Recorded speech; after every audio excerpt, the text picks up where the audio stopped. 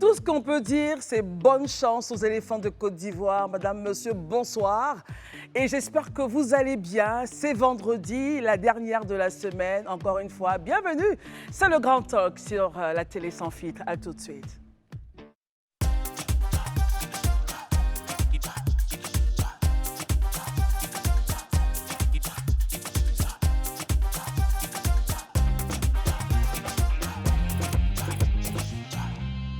Vous nous retrouvez désormais sur le canal 6 de Canal+. Merci encore une fois de votre fidélité à ce programme et notre plateau est fourni.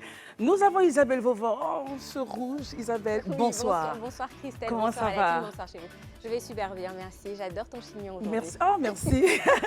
Élisée Boloube, bonsoir. Bonsoir Christelle, bonsoir chers amis, bonsoir chers téléspectateurs. Et ce bleu-blanc, Herman, bonsoir et bienvenue. Bonsoir Christelle, et bonsoir Isabelle avec ce rouge cardinal. Bonsoir Barry, bonsoir chers téléspectateurs, je suis bien chez vous.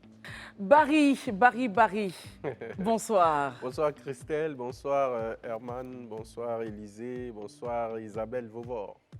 Alors, Bonsoir madame, monsieur, au sommaire, ce soir, il y aura de la culture et avec beaucoup de plaisir et d'émotion, nous allons recevoir un grand homme de culture qui fait et qui a fait les beaux jours en Côte d'Ivoire. Il s'agit de Sidjiri Bakaba qui sera là avec Patricia Kalou, commissaire générale du NISA. Et le NISA, c'est simplement la nuit ivoirienne du 7e art et de l'audiovisuel. Voilà, l'invité d'honneur, c'est donc Sidjiri Bakaba avec qui on aura beaucoup de plaisir à échanger. Et après, on parlera forcément de politique. Vous savez bien qu'il a déposé sa candidature. Aujourd'hui, il s'agit de M. Tidiane Thiam, appelé Titi par ses supporters. Évidemment, la candidature de Dikawi s'est faite aux environs de 16 h. On parlera de commerce. Vous savez, le sucre est quelque peu en disparité aujourd'hui en Côte d'Ivoire. M. Coisan du commerce viendra pour nous rassurer. Selon les propos du ministre, vous aurez du sucre à profusion avant le 30 septembre, du mois de novembre de cette année. Messieurs, voici donc notre programme déroulé ainsi. Le temps que nous recevions donc Patricia et Sidjiri Bakaba, Isabelle Vauvor, comment est-ce que vous réagissez quand on vous parle de la nuit ivoirienne du 7e art et de l'audiovisuel? C'est une initiative déjà qui découle depuis plusieurs années. C'est à bon escient en tout cas que la Côte d'Ivoire accueille encore une fois cet événement. Ça met en valeur donc la culture ivoirienne, mais surtout la culture cinématographique et l'audiovisuel en fait ivoirien et même africain. Et ça valorise en tout cas le talent de tous ceux qui font donc les beaux jours du cinéma. Et évidemment, on en parlera donc avec beaucoup de plaisir en chute de ce programme. Il était bon d'ouvrir parce que la cérémonie, c'est déjà demain. Donc, il faut juste vous rappeler cela. Et maintenant, Isabelle, Élisée, Herman, Barry, avec évidemment calme et sérénité, n'est-ce pas? Nous allons parler de l'actu du jour. Il s'agit, voilà, de la candidature de M. Tidiane Thiam. Elle a été déposée aujourd'hui. Est-ce une démonstration de force? En tout cas, la ville, du moins le quartier de Cocody a bougé. Les routes et les voies étaient barrées tellement la population, enfin ses partisans étaient nombreux dehors pour crier Thiam président, qui allait déposer sa candidature. Alors, messieurs, dames, réagissons là-dessus. Commençons déjà par Barry. Alors, M. Tidiane Thiam a décidé de passer à l'action. Ça fait quelques semaines, voire quelques mois qu'on en parle dans la cité, que M. Thiam a des ambitions présidentielles, qu'il veut être à la tête du PDCI. Et là, aujourd'hui, il a mis le pied dans le plat. Et il ne l'a pas fait comme les autres, parce qu'il y a d'autres candidatures qui ont été déposées, mais c'est le seul qui a sonné la mobilisation autour de lui. Je pense que c'est une stratégie qu'il essaie de développer pour se démarquer de ses adversaires contextuels, pas adversaires politiques, mais des adversaires contextuels par rapport à la présidence du PDCI-RDA. Donc je pense qu'il est dans sa dynamique de mobilisation depuis un certain temps. On se rend compte qu'il y a Tidiane Thiam TV, il y a les amis de Thiam, il y a beaucoup de groupes sur les réseaux sociaux qui prospèrent. Et c'est dans cette même dynamique qu'il décide aujourd'hui de passer à l'action et de déposer sa candidature. Même si il faut relativiser le monde qu'on a vu aujourd'hui. Ce n'est pas le corps électoral forcément du PDCI. Mais on a eu affaire à une... Voilà, il a voulu s'illustrer de la plus belle des manières. Très bien. Parce qu'un homme politique, sans mobilisation de masse, je ne vois pas ce qui pèserait. Isabelle, avons-nous eu, selon vous, une démonstration de force de Tidiane Thiam? Doit-on s'en émouvoir pour autant? Je ne sais pas, mais j'ai envie de répondre en disant qu'il a une stratégie, en tout cas de mobilisation, qui a été bien huilée. Il faut savoir que pour pouvoir mobiliser, on peut le faire de deux façons, hein, en mon sens. C'est-à-dire soit on fait une mobilisation financière donc à travers des per diem qui sont donnés donc aux populations pour sortir avec un goûter qui est donné, soit des croissants pour certains partis politiques ou encore du pain sardine. Et puis de l'autre côté, donc c'est le financement à travers donc des mouvements de soutien à sa personne. Et là, à ce moment-là, on a vu donc pour le cas de Tidiane Thiam qu'il y a eu un communiqué qui a été sorti, partagé largement sur les réseaux sociaux, appelant en tout cas tous les mouvements de soutien, toutes les populations, etc., à sortir pour l'accompagner à déposer donc sa candidature.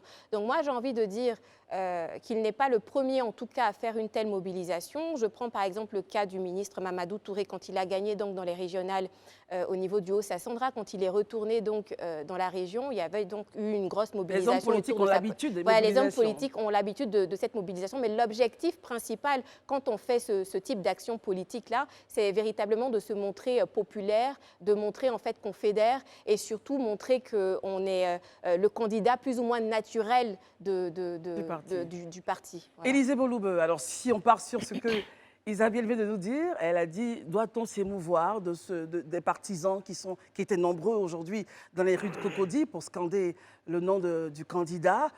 Il y a deux canaux de mobilisation, soit c'est parce qu'il y a un petit pécule à récupérer ou de quoi tenir la journée, donc à manger, ou on sort parce qu'on se sent appelé par la cause que représente le candidat. Quel est votre point de vue sur cette question? Bon, déjà, la question de savoir si on doit s'en émouvoir, je pense que ce n'est pas ça l'essentiel du débat, ce n'est pas ça le centre du débat. Le centre du débat, c'est de juste analyser un peu ce qui est en train de se passer. Et sur cette base-là, je pense quand même que, contrairement à ce que beaucoup pensent, moi j'ai cherché à observer depuis un bon moment un peu l'évolution, cette trajectoire que prend M. Tidiane Thiam. Au-delà même de la famille PDCI, il y a, je dis, une attirance Tidiane Thiam qui est en train de s'installer dans l'environnement. Il y a vraiment de la sympathie. On écoute, on est dans la société, on écoute un peu, on entend un peu ce que les uns et les autres disent. Et ça viendrait d'où cette sympathie? Je pense que, ma seule analyse, ça vient de la soif des Ivoiriens de changer le personnel politique. De façon générale, aujourd'hui, et je pense que pour ceux qui ont encore en mémoire l'histoire, lorsque le président de la République, Alassane Ouattara, nous annonçait qu'on allait changer le personnel politique et qu'il l'appelait un changement de génération. Vous avez vu que c'est un discours qui a été entendu par la plupart des populations qui aujourd'hui encore réclament ce changement-là, qui réclament en fait ce changement du personnel politique. Il y a une soif d'un sang neuf. Pas parce qu'on estime que ceux qui sont là n'ont plus rien à prouver, pas ça, mais parce qu'à arriver un moment, vous voyez, c'est un système. On a atteint un pic et puis on redescend. Les gens ont envie aujourd'hui d'avoir quelque chose de neuf sur la place, quelque chose qui puisse permettre de solder les comptes de 30 années de crise et de passer vraiment une perspective qui ouvre une autre voie à la Côte d'Ivoire. Élisée Il y a cette volonté. Selon vos propos, vous estimez que Thiam pourrait représenter une nouvelle Côte d'Ivoire d'ici 2025, parlant des présidentielles. Je n'irai pas à tirer une telle conclusion. Mais ce que je peux dire déjà sur la base de l'analyse que je fais, c'est que Tidiane Thiam se pose aujourd'hui comme une alternative pour une grande partie des Ivoiriens qui veulent voir un changement du personnel politique. Et ça, c'est une réalité. On écoute les discussions dans les quartiers, on entend un peu ce que les uns et les autres disent, on lit la presse.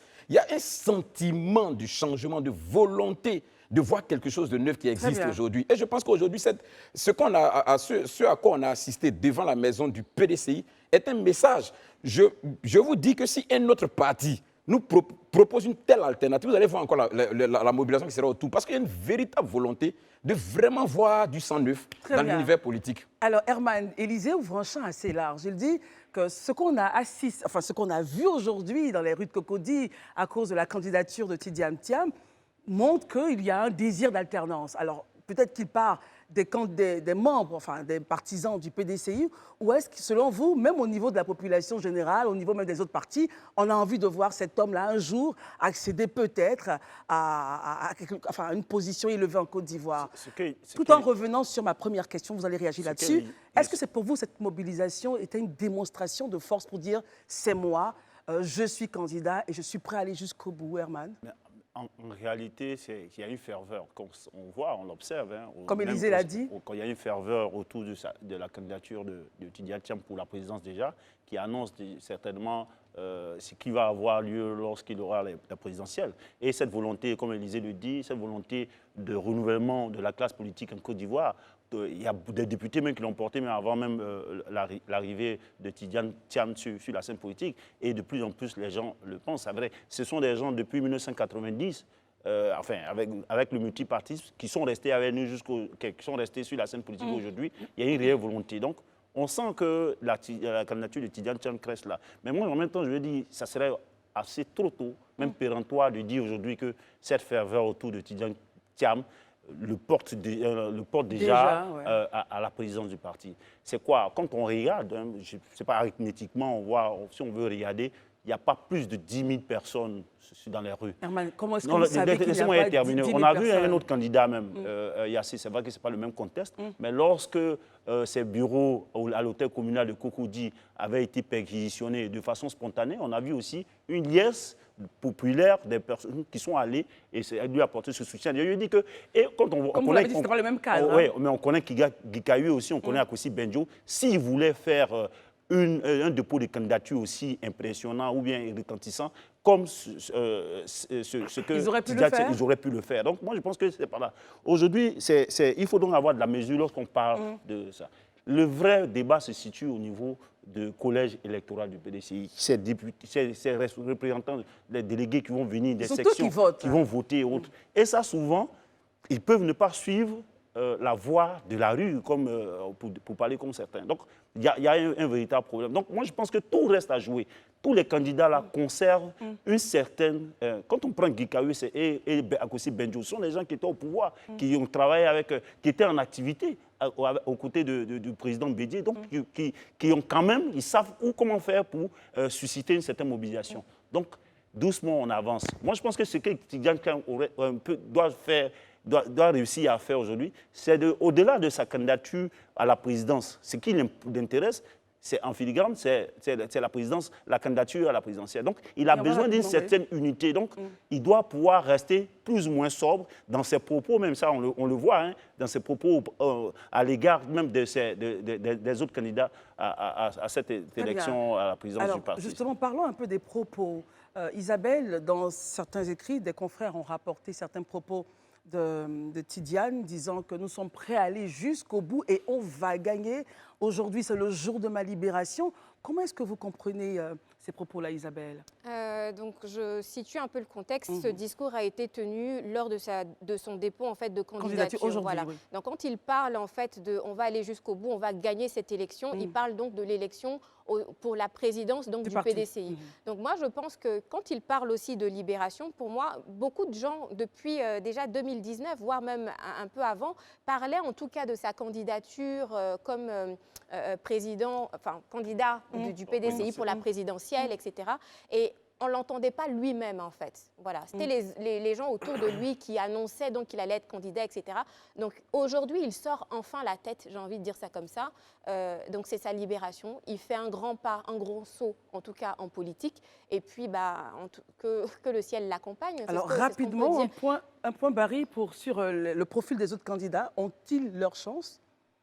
Je pense que tous les candidats ont une chance parce qu'ils ont une histoire particulière avec le parti. Quand vous prenez le professeur Gikawe, ce n'est pas n'importe qui au PDCI, c'était le secrétaire général, je ne sais pas s'il est toujours, mais je veux dire que c'est quelqu'un qui a un parcours politique depuis les années 90 et c'est quelqu'un qui a été élu à des élections dans la région du Go. Il est député de Gagnoa, si je ne me trompe pas, et ce n'est pas la première fois qu'il est élu de la nation. Vous prenez le maire Akossi Benjo. Il a gagné les élections au plateau pendant de nombreuses années. Donc, c'est quelqu'un qui est habitué aux joutes électorales, à la compétitivité sur le champ électoral. Et il y a aussi le maire Yassé, qui n'est pas à présenter. Il a fait ses preuves récemment à Cocody. Donc, M. Tidjane Thiam, c'est là où à mon sens, il a un handicap par rapport à ses adversaires. C'est que les trois adversaires ont déjà conquis un électorat. Aussi réduit soit-il, aussi qu'il soit législatif ou municipal, ils ont déjà gagné des élections. Donc, ils savent c'est quoi la réalité du terrain. Ils savent quel discours produit pour capter l'attention autour de leur candidature. Alors que M. Tidjane Thiam, c'est vrai qu'il a une brillante carrière internationale. Il a un profil qui suscite beaucoup de curiosité. Je sais qu'il y a beaucoup d'Ivoiriens, beaucoup de militants du PDCI qui veulent découvrir l'homme, en fait, parce qu'ils ne l'ont pas vu depuis plus de 20 ans. Donc, quand vous voyez ça, ça peut être un handicap pour lui. Voilà, ça peut être un handicap pour lui, parce que les autres, comme je l'ai dit, ils sont habitués au jeu électoral. Élisée Boloube, votre point sur la question. Par contre, on sait que son directeur de campagne, c'est le docteur Emou, maire de Port-Bouët, qui est habitué, lui, au joute électoral, si on s'en tient donc aux propos de Barry. D'accord. Moi je pense que, comme il a dit, les uns et les autres ont plus ou moins des possibilités de se faire élire au sein du PDCI, parce que quand on prend, comme il a dit, le professeur Gikawe ou Akosi Benjo, c'est des vieux de la vieille, c'est des gens qui sont là depuis un bon bout de temps, qui au sein du PDCI quand même connaissent plus ou moins tous les rouages.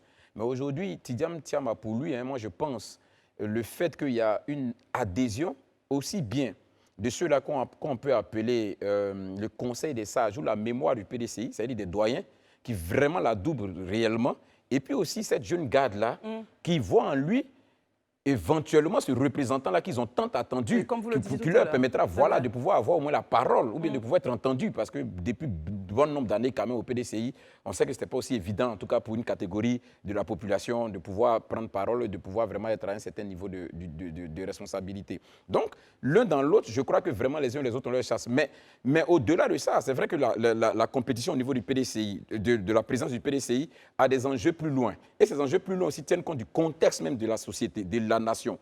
Et sur cette base-là, on sait quand même que aussi bien le professeur Gikawe que M. Akosi Benjo, quand même sont sous contrôle judiciaire. Donc aujourd'hui, ils ont une épée de Damoclès quand même qui plane sur leur tête, qui pourrait à tout moment leur être opposée quand ils seront face à des conquêtes au niveau national. Isabelle, dernier point sur la question.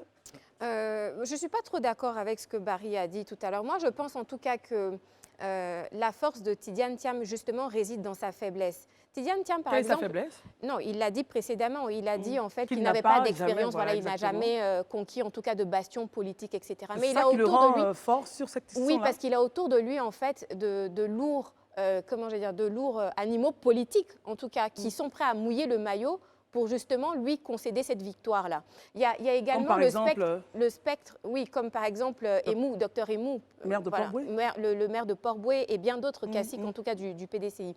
Et sur Tidiane Thiam, en fait, règne le spectre de Henri Konan Bédié. Il est de Yamoussoukro. C'est pas pour rien, en tout cas, que Benjo aussi fait sa déclaration de candidature à Yamoussoukro. C'est-à-dire aujourd'hui, le PDCI va quitter Daoukro pour revenir à Yamoussoukro. Donc, en fait, on revient au temps d'Oufoué. À la case départ. Exactement. On revient un peu à la case départ, au temps d'Oufoué, etc. Et moi, je pense en tout cas que Tidiane Thiam a cette légitimité-là de parcours, cette légitimité de mission qui lui est conférée de par son parcours, au détriment donc des autres qui, eux, par exemple, ont une légitimité d'expérience, mais qui, pour moi, n'est pas suffisante. Très bien. Alors, Herman, rapidement, et puis on passe à un autre point, s'il vous plaît. Moi, je pense que Tidiane Thiam, quand il dit que c'est le jour de sa libération, c'est bien. Il voit qu'être présent sur la scène politique, il y a cette force-là, il y a quand même des délices à croquer lorsqu'on est présent sur la scène politique. C'est bien pour lui. Mais en même temps, quand on voit la démarche de Tidiane Thiam avec toutes ces faveurs qu'il y a autour, moi je pense qu'au-delà de sa candidature, moi je vois le PDCI qui a une certaine force d'acceptation. Voici un monsieur, ses détracteurs ont dit qu'il n'est pas présent sur la scène politique, depuis il ne maîtrise pas l'appareil du parti, les activités, il n'est pas présent. Mais malgré cela, il y a la base, il y a une bonne base qui le soutient, il y a quand même des barons qui le soutiennent. Ça veut dire qu'il y a une certaine force d'acceptation au PDCI qu'il faut noter. Et ça, je dis, c'est un parti assez résilient.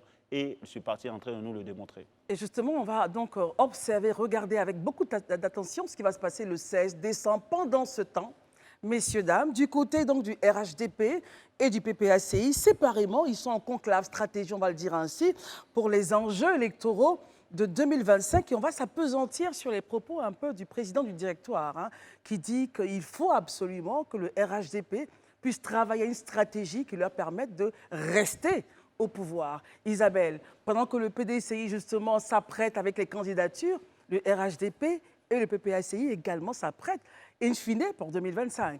Oui, donc pendant 3 jours, le RHDP se retrouve donc en assises, donc ça a commencé aujourd'hui. Le point d'ordre du jour, c'est donc le bilan des élections locales, la formation politique, discipline et la cohésion au sein du parti et le fonctionnement vie du parti. Moi, je ne pense pas qu'il faut s'émouvoir pour autant de la phrase qui est sortie donc, du discours du président du directoire. Moi, je pense plutôt qu'il faudrait s'appesantir sur des détails qui vont beaucoup plus haut en fait que ça. Parce que ça, en fait, si vous voulez, je peux le résumer. C'est normal peut-être. C'est normal en fait pour un parti politique. Il est face à ses militants, il veut les motiver, il veut les galvaniser, il veut leur donner l'assurance en tout cas que le RHDP tient bon et va aller au bout. Et pour chaque parti politique, en tout cas, l'ambition, c'est vraiment de garder le pouvoir le plus longtemps possible. Donc pour moi, ça ne doit pas faire même lieu de débat. En revanche, le secrétaire exécutif Ibrahim Cissé Bakongo a parlé donc de cette posture humble que chaque militant doit avoir, et c'est l'objectif donc de ce séminaire, de pouvoir leur redéfinir donc un nouveau contrat social avec tous les militants pour aller donc au-delà avec des valeurs de discipline, d'honnêteté et surtout avoir la victoire humble, comme je l'ai dit, et surtout réfléchir à comment est-ce qu'on pourrait, au niveau du RHDP, en tout cas, se renouveler pour la suite. Très bien. Élisée Boloub, Isabelle estime que cela ne devrait pas faire l'objet de débat. Est-ce que vous pensez qu'il était juste et normal que le président du directoire puisse justement insister sur ce point-là? C'est que ça a un volet important pour un grand parti comme nous, le RHDP, qui veut gouverner le pays pendant des décennies. Et on sait qu'en prime, on a 2025. Il était bon, selon vous, est-ce que vous pensez qu'il était bon qu'il rappelle cela aux militants lors de cette rencontre? C'est un discours totalement politique et je lui ai dit pour une telle occasion, c'est un discours qui s'y est. Parce qu'aujourd'hui, l'objectif, c'est de remobiliser les troupes. C'est vrai que quand on regarde aujourd'hui, je lui ai dit, le dispositif au niveau national, on se rend compte que c'est un parti quand même qui a en tout cas une bonne représentativité sur le plan national. Donc c'est un discours qui est tout à fait normal. Et comme on le dit, un parti conquiert le pouvoir, pas pour le céder après, dans la dynamique de le conserver. Donc il est justement, justement dans son discours. Maintenant, moi, au-delà de son discours, celui qui m'a le plus vraiment accroché, c'est le discours du secrétaire exécutif, M. Ibrahim Bakongo, qui pour moi résume vraiment tout ce qui devait être même un parti politique. Surtout quand on sort des élections, comme ça a été le cas au niveau du RHDP, il dit simplement d'éviter d'avoir l'autosatisfaction béante. Et il va plus loin, privilégiant l'autocritique et la remise en cause. Et pour vous, c'est très important. Mais c'est important. Parce que tout n'a pas été parfait. Et aussi, quand on est un parti qui a amené, ou du moins qui revendique son ouverture et qui veut tout le temps mobiliser le nombre d'Ivoiriens, il faut tous se remettre dans l'autocritique. Parce que tout ce que les gens disent de vous, ce n'est pas parce qu'ils ne vous aiment pas, mais tout ça doit contribuer à ramener une société qui soit sereine, surtout que nous, on veut diriger cette société. Donc moi, vraiment, honnêtement dit, c'est son discours qui m'a le plus accroché et je pense que c'est ce genre de discours-là qu'on demande à nos politiciens. Barry, réaction sur les propos tant du président du directoire et sur le point qu'Élisée vient de faire par rapport aux propos justement de M. Cissé Bakongo.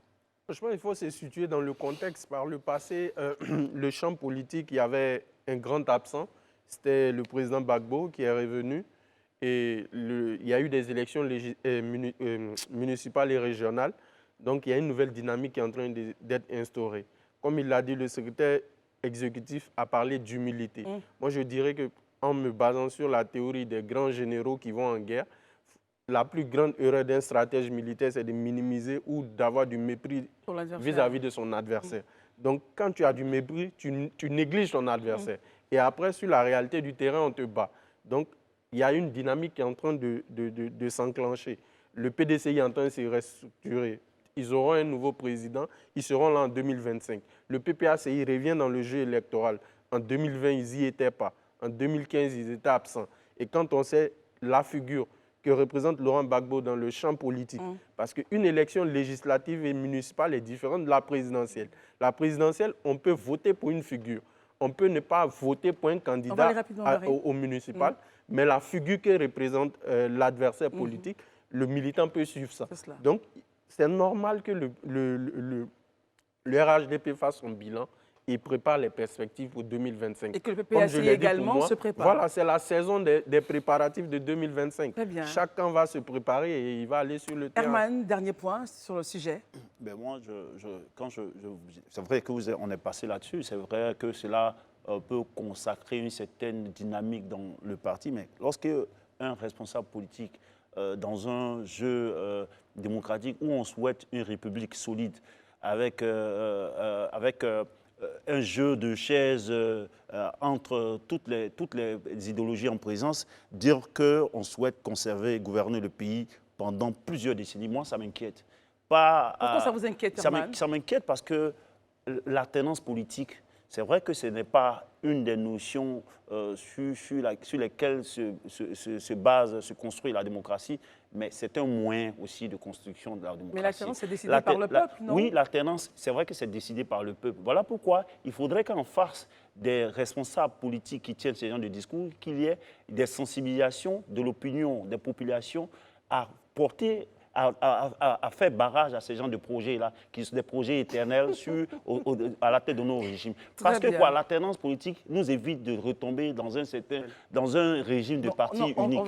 Or, le parti unique, c'est une histoire de parti-État, et cela, c'est la pensée unique. C'est très inquiétant pour des jeunes républiques comme les nôtres qui veulent être des républiques solides. On sait bien que, comme on a dit, chaque homme politique et chaque parti politique a le devoir d'avoir le vœu pieux de rester au pouvoir le plus longtemps. Ouais, heureusement que c'est un vœu pieux parce que ça ne doit pas se réaliser. Herman, et vous n'avez pas la parole, Herman dit non, ça fait peur ce genre de discours. Comment est-ce que vous réagissez à cela? Et ça sera le dernier point, mais si on ne pourra pas ouvrir ce sujet-là. Rapidement, Barry. J'ai envie de lui dire que la solidité de la République ne dépend pas de l'alternance, mais du renforcement des institutions.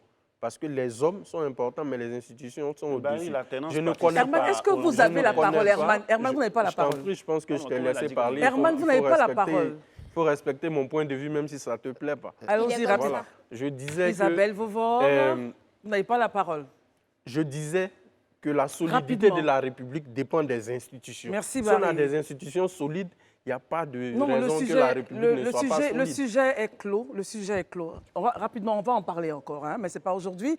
Pour l'instant, on ouvre le volet culture et on va suivre Isabelle parce qu'à l'entame de ce programme, je lui avais posé une question sur justement l'importance de cette nuit-là.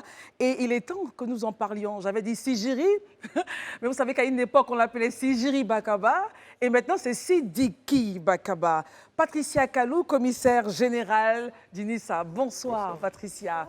Merci d'être avec nous. Merci. 4e édition donc, de la Nuit ivoirienne du 7e art et de NISA. l'audiovisuel. Déjà, pourquoi une telle initiative, Patricia? Mais parce qu'aujourd'hui, dans notre pays, le cinéma et l'audiovisuel sont en train de monter en qualité. C'est une industrie que nous sommes en train d'asseoir.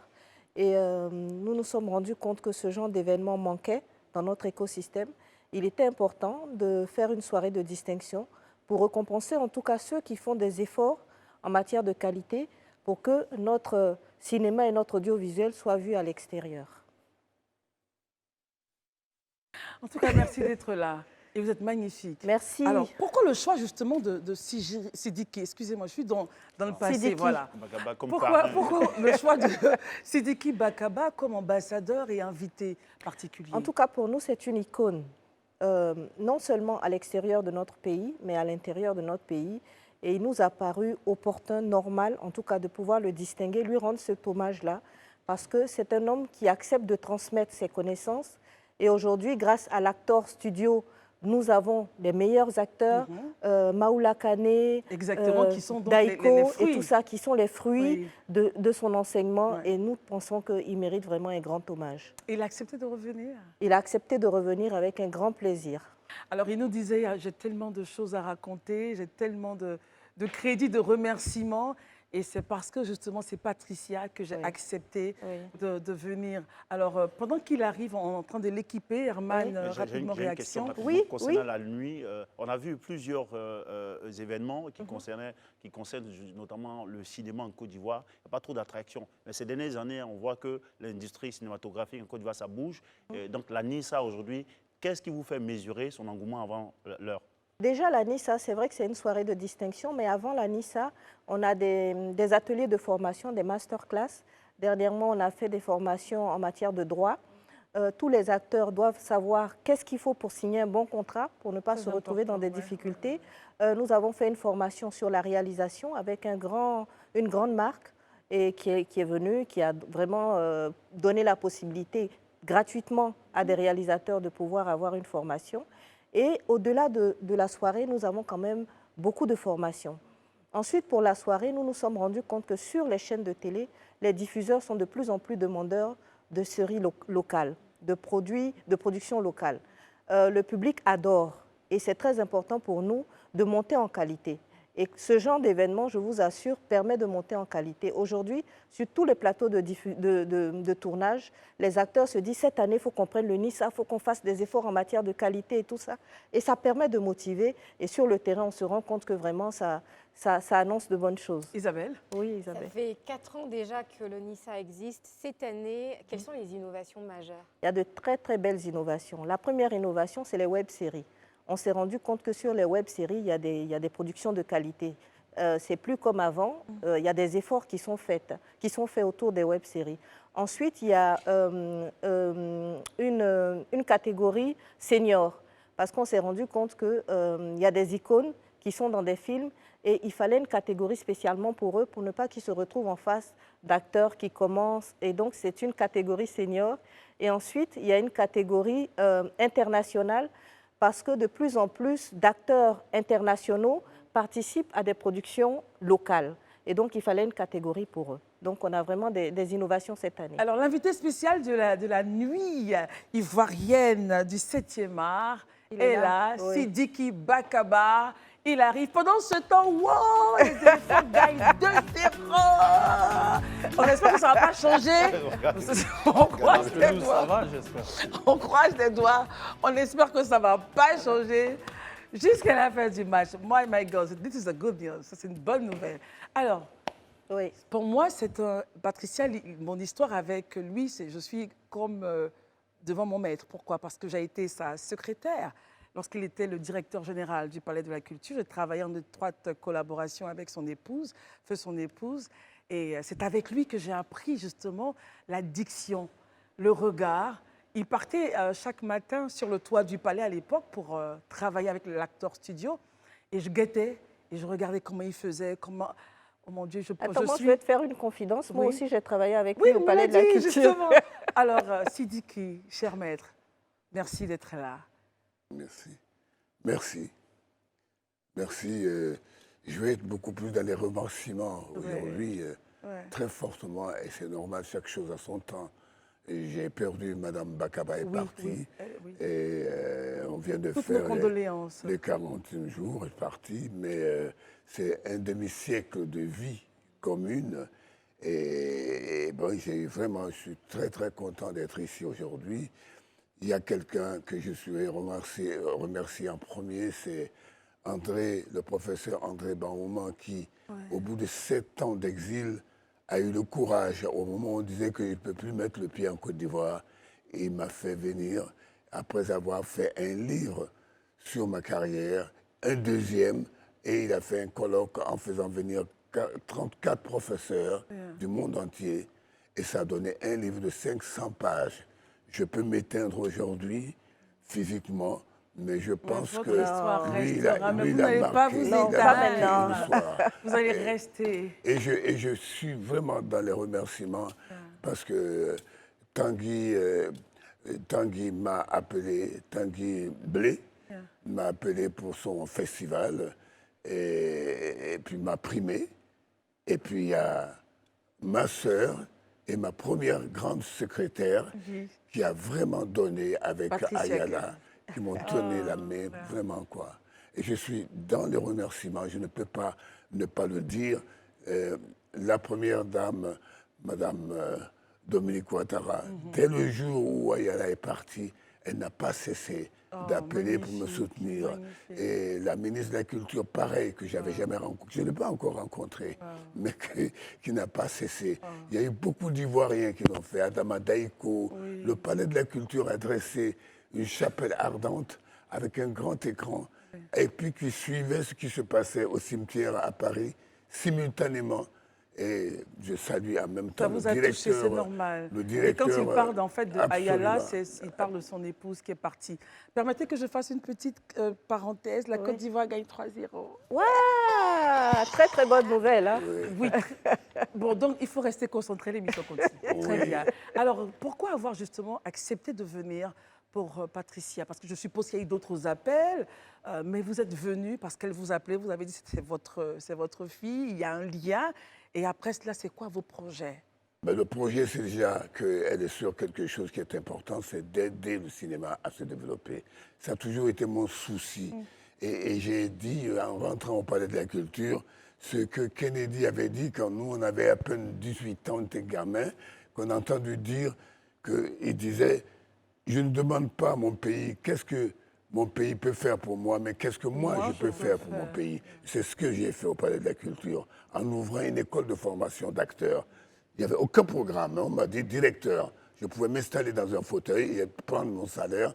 J'ai eu elle qui a fait, Patricia a fait la première manifestation, le premier accueil avec elle et Ayala. Je dis qu'ils m'ont fait faire mes premiers, elles m'ont fait faire mes premiers pas. Et je dis aujourd'hui, je suis venu parce que quand elle m'a dit de venir, en ce moment, à part un film que j'ai été faire, un film j'avais déjà signé avant qu'Ayala ne parte, et je suis allé quand même, 7 jours après, je suis allé quand même devant la caméra. J'ai fait mon travail, mon devoir. Si j'ai accepté de venir, c'est parce qu'effectivement, une part, c'est elle. Deux, Patricia. Pour Patricia, bien sûr, et aussi pour le développement du cinéma. Très bien. Et j'en profite, comme je dis, je suis pour moi ici aujourd'hui. Remerciements. André Baouman, bien sûr, mais il y a quelqu'un que je tiens absolument à remercier, qu'il m'entende. Quand j'ai fait un AVC, j'étais paralysé d'un côté. Cela fait aujourd'hui 9 ans. J'étais couché. Le président Alassane Ouattara a envoyé l'ambassadeur et le consul pour venir avec ces mots. Guéri, la Côte d'Ivoire a besoin de toi, l'Afrique aussi. Bravo. Et ça, je tiens absolument à le remercier. Merci. Eh bien, ça fait 9 ans On ne pourra pas tout dire. Non, mais bien sûr, c'est quand même très important. Très important, évidemment, parce que de le signaler. 9 ans que je n'ai pas pu dire, c'est comme une dette. Oui. J'ai voulu lui dire merci. Et ceux qui ont fait la commission, je ne sais pas pourquoi, qui m'ont apporté 2 chèques différents en 2 semaines de la part du président. Bon, mais ils ne m'ont jamais laissé l'occasion de rencontrer le président. Ça a été dit, je pense que voilà, ça va se faire. C'est eux qui ouvrent la porte. C'est ça. Pourquoi pendant 9 ans, ils n'ont jamais voulu que je le rencontre? Ça va se faire. On va rapidement, oui. Je ne vais pas ni dire quoi que ce soit, ni les chiffres de ce que... Non, on ne va pas aller là-dessus. Non, jamais. Comme demain, c'est la nuit. Monsieur le Président, le Fama, j'attends de vous rencontrer. Comme demain, c'est la nuit, demain, c'est la nuit. On va laisser Patricia Kalou conclure sur quelque chose. Je crois qu'il voulait poser une question. Oui, mais là, on part au journal, malheureusement. On a Sidiki Bakaba, quand même, qui est un grand... Sidiki. Oui, j'en viens. Moi, parce qu'il faut que je vous dise une chose. Non, alors, Herman, on ne pourra pas poser de questions. On n'a plus le temps. Il faut que les Ivoiriens sachent une chose. Le nom, c'est sacré. Chez nous, les Soninké, on dit, quand tu meurs, le linceul Sidiki. de la terre va te manger. La Très seule bien. chose qui reste, On c'est le retient nom. que c'est Sidiki Bakaba. Sidiki Bakaba. Et Patricia Kalou va conclure avec le point de demain. Oui, alors demain, ça sera une superbe soirée. C'est le rendez-vous du cinéma et de l'audiovisuel. Donc, tous ceux qui sont en tout cas dans notre écosystème doivent se retrouver à notre grande messe du cinéma et de l'audiovisuel demain à partir de 19h au Sofitel Hôtel Ivoire. Et ça sera vraiment somptueux avec toutes ces distinctions. Et on saura qui sera le Nissa d'Or 2023. Merci beaucoup, C'est moi. Patricia. Merci beaucoup. NC, il faut dire Live TV est partenaire sur ce projet-là. Tout à fait, Et c'est avec tout à beaucoup fait. de plaisir justement que nous sommes En avec direct vous. demain. Merci beaucoup, Patricia. Merci. C'est beaucoup. moi, merci. Sidiki Bakaba d'être venu sur ce plateau. Merci. On part au JT avec Sharon Camara et on se retrouve juste après. À tout à l'heure. C'est avec beaucoup de plaisir que nous nous retrouvons pour la seconde et dernière partie de ce temps d'antenne. Si vous nous suivez, sachez que la Côte d'Ivoire gagne 4-0 devant les Seychelles. Nous sommes contents, même si certains esprits chagrins estiment qu'il n'y a pas vraiment d'enjeu. Vive la Côte d'Ivoire et vous faites bien, chers éléphants. Mais ils ont tort de penser qu'il n'y a pas d'enjeu, il y a des enjeux. On ne réagit pas. Voilà, merci. Pendant que je dis cela, c'est avec beaucoup de plaisir pour moi de recevoir avec le plateau M. Aimé Cablan-Coisan. Vous êtes directeur général du commerce intérieur et nous allons parler donc de 2 points. Déjà de la foire la foire Made in Côte d'Ivoire, le FOMC, qui aura lieu du 22 au 26, mais rapidement novembre. Mais rapidement, un point sur le sucre. Le ministre du Commerce rassurait les populations qu'il y aurait disponibilité avant la fin de ce mois. Non, pas avant la fin du mois. Il y a disponibilité du sucre. Ah, il a dit, hein, je Oui, sais oui, pas non, si- non. Il a dit sur le mois Ok. de novembre, Voilà. nous avons donc 36 000 tonnes de sucre disponibles qui permettent donc de combler les besoins des populations qui sont estimés à 27 000 tonnes. Très bien. Est-ce qu'on peut revenir sur les prix rapidement? Parce que franchement, sur la question des prix, il y a Non, tellement de choses. en réalité, il faut savoir que sur le mois d'octobre, on a connu des tensions d'approvisionnement du marché qui étaient liées entre autres à un déficit de production. On a à peu près 41 000 tonnes de sucre qui ont manqué à nos comptes Tout à fait. sur la production locale. Mais c'est lié à une maladie de la canne qui a ravagé quand même notre canne à sucre. Et il y a également, malheureusement, le gouvernement avait anticipé en prenant les dispositions avec l'industrie sucrière pour importer du sucre en Côte d'Ivoire pour combler le gap. Malheureusement, le sucre est attendu pour le mois de septembre. Il est finalement arrivé qu'à fin octobre pour des questions encore malheureusement logistiques au port d'embarquement. Donc ce sont ces retards combinés donc, avec ce gap qui ont entraîné cette tension du mois d'octobre. Mais il n'y a jamais eu de rupture parce qu'en réalité, l'approvisionnement continuait. Et depuis donc fin octobre, précisément le 22 octobre, on a ouvert la campagne sucrière en Côte d'Ivoire, la campagne 2023-2024. Donc ce qu'il faut savoir sur la base même de cette campagne, nous sommes aujourd'hui le 17 novembre, nous avons déjà sur la production locale mis à peu près 17 000 tonnes de sucre sur le marché. Ajouté à cela le sucre importé, dont je vous ai parlé, qui est arrivé seulement fin octobre, nous avons 15 000 tonnes qui sont aujourd'hui physiquement disponibles au port. Il y a à peu près 10 000 tonnes qui sont déjà mises à la disposition des clients. Ça veut dire que nous ne sommes pas dans une situation de pénurie et il n'y a pas de perspective de pénurie. Voilà. Très bien, c'est rassurant. Alors pour les populations qui nous regardent, et je vous en prie messieurs, on ne réagira plus sur le sucre, on va aller directement à la foire. Le kilo du sucre à Abidjan pour le blanc granulé, 760 francs. À l'intérieur du pays, 760 à 780. Le sucre roux, le granulé à Abidjan, 710, tandis qu'à l'intérieur, 710, 730. Et puis le kilo du sucre en morceaux est de 950 francs à Abidjan et de 950 francs à 970 francs à l'intérieur du pays. Voilà. Mais permettez-moi juste de lancer un appel Rapidement. aux populations.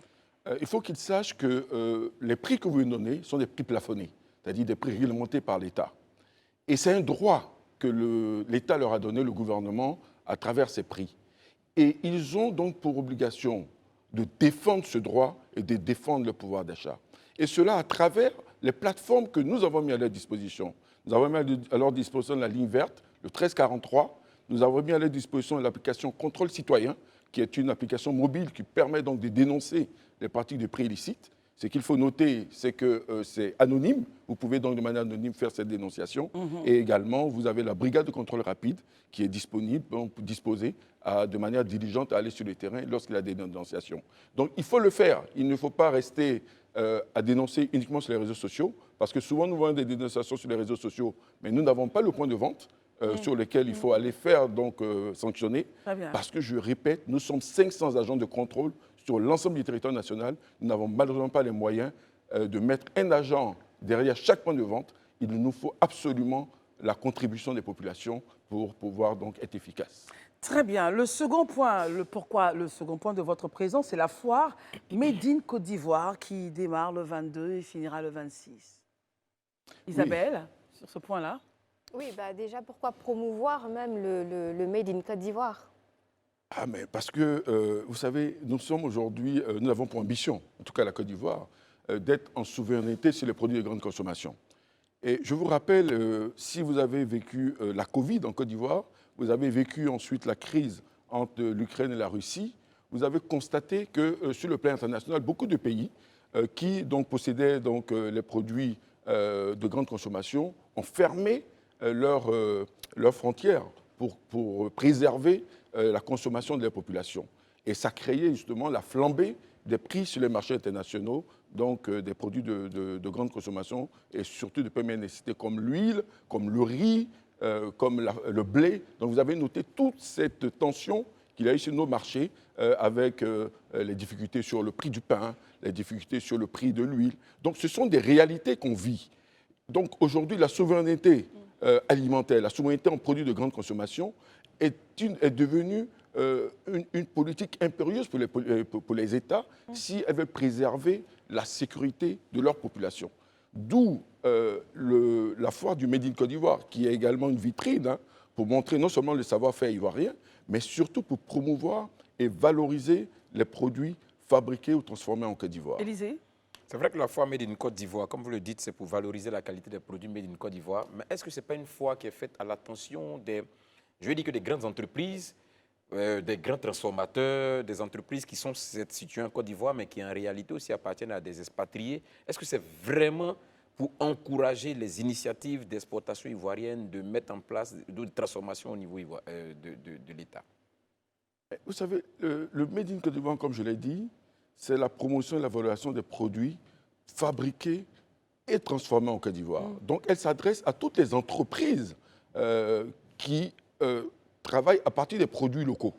Okay. Donc, vous avez des industriels. Je pense que la foire va recevoir la majorité des industriels qui s'opèrent sur l'ensemble des secteurs d'activité. Vous avez également les transformateurs, hein, les petits transformateurs, les entrepreneurs dans la transformation donc, des produits locaux qui seront présents. Donc c'est vraiment, je dis, c'est ouvert à tous les acteurs économiques qui apportent de la valeur ajoutée aux produits, produits en Côte d'Ivoire. Barry? Oui, en fait, je voulais savoir quel apport vous pouvez apporter aux petits producteurs. Parce que généralement, en Côte d'Ivoire, quand on remarque les produits faits localement, c'est des produits qui coûtent un certain prix. Donc, à votre niveau, qu'est-ce que vous pouvez faire pour que ces prix-là baissent? Et qu'est-ce que vous pouvez faire pour l'amélioration de la qualité de ces produits-là? Non, moi, je parlerai du juste prix. Parce que vous savez, en Côte d'Ivoire, nous avons souvent un préjugé de croire que les produits fabriqués en Côte d'Ivoire, transformés en Côte d'Ivoire, sont de qualité moindre que les produits importés. Alors que ce n'est pas juste. Parce que nous avons une infrastructure qualité en Côte d'Ivoire qui permet de garantir la qualité des produits qui sont mis sur notre marché. Je veux pour preuve que nous avons des normes d'application obligatoires dans l'industrie locale. Nous avons également une infrastructure qualité qui va avec, avec Codinorm. Codinorm qui est donc l'organisme national de certification des produits. Donc Codinorm accompagne les entreprises dans le processus de certification, de leur processus de fabrication. Et également certifie, atteste la conformité de produits qui est mis sur le marché. Mais à côté de cela, vous avez aussi les laboratoires de contrôle qualité. Le laboratoire, vous avez le LANEMA, qui est le laboratoire du ministère du Commerce. Vous avez le NADADA, qui est le laboratoire du ministère de l'Agriculture. Et vous avez également le LSP, qui est le laboratoire de la santé publique. Donc, avec ces laboratoires, vous avez également d'autres infrastructures du secteur privé, notamment qui accompagnent l'État dans la certification des produits exportés. À côté d'eux, vous avez les structures de surveillance du marché, comme la direction de la répression des fraudes et du contrôle qualité, qui est logé au ministère du Commerce. À côté d'elle, vous avez le Comité national de lutte contre la contrefaçon, qui garantit que les produits qui sont mis sur le marché sont originaux, authentiques. Et à côté de ces dispositifs-là également, vous avez bien entendu les laboratoires privés qui accompagnent nos dispositifs. Donc toute cette infrastructure qualité a pour objectif de faire en sorte que nos produits qui sortent donc de nos unités de transformation soient non seulement certifiés, mais de bonne qualité. C'est pour cela que vous voyez bien le thème de la foire aujourd'hui, c'est Made in Côte d'Ivoire, la qualité Made in Côte d'Ivoire, opportunité d'affaires et facteur de croissance inclusive. Parce que derrière le Made in Côte d'Ivoire, vous avez, comme je dis, c'est création de richesse et vous avez également création d'emplois. Très bien. Herman? Kwazan, au regard du diagnostic qui est fait du Made in Côte d'Ivoire, de ce concept, quel est le handicap ou quels sont les handicaps que vous avez trouvés? Tout à l'heure même, Barry avait parlé, évoqué la question des prix élevés des produits locaux qui freinent plus ou moins cette promotion du Made in Côte d'Ivoire. Comme j'ai dit encore une fois, Je crois que dire que les prix sont élevés ne me paraît pas refléter la réalité. Est-ce qu'on peut avoir un exemple, Herman? Oui, parce que bien vraiment, comprendre. qu'est-ce produit moi, je prends un produit, les pots de yaourt. Il va Ils sont peut-être- fabriqués en Côte d'Ivoire. Moi, je donne un exemple simple. Les pots de Oui. yaourt. Vous allez, les produits made in Côte d'Ivoire, c'est 250, 300 francs. Les produits importés, vous avez même, vous êtes à 2000, 3000 le pot de yaourt. Pour moi, c'est des exemples concrets. Que le made in Côte d'Ivoire n'est pas aussi cher qu'on veut le dire. Mais est-ce que ceux qui sont à 250 francs sont certifiés avec Oui, Codinor mais et ça tout sort des meilleurs. Mais c'est des produits de qualité qui sont, et comme je vous l'ai dit, qui rendent un processus qualité certifié par Codinor et tous les organismes contrôle qualité sur place. Mais en même temps, ce n'est pas le seul handicap. Le premier handicap, c'est d'abord nos préjugés. De croire que les produits fabriqués en Côte d'Ivoire sont de moins de qualité que les produits importés. Et faut c'est changer le de premier mindset, handicap. Voilà, oui. absolument. Parce que c'est en achetant les produits made in Côte d'Ivoire qu'on encourage la production locale et on développe notre industrie. Très bien. Parce qu'il faut savoir que la Côte d'Ivoire a pour ambition de faire en sorte que l'industrie manufacturière locale puisse entrer d'ici 2025 à 15% de son PIB. Aujourd'hui, nous sommes à 10%. Nous espérons, justement, en faisant en sorte que les Ivoiriens s'intéressent davantage au Made in Côte d'Ivoire, achètent le Made in Côte d'Ivoire, un comportement Made in Côte d'Ivoire, que nous puissions justement faire On aura cette une progression. dernière question toute petite avec Isabelle, au moins 30 Alors, secondes, et ma on termine. question peut être dérangeante. Quand on parle du Made in Côte d'Ivoire, on parle de consommer ivoirien, etc.